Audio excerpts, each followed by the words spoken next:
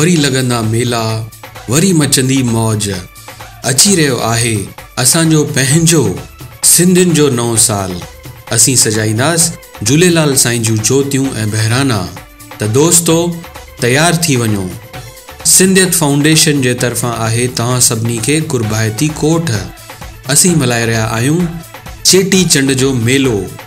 सॼे परिवार सां गॾु अचो, सिंधी दोस्तनि यारनि सां अचो ऐं मेले जी मौज वठो। हिन साल असांजे प्रोग्राम में धूम मचाईंदा कुमार सोनी म्यूज़िकल पार्टी।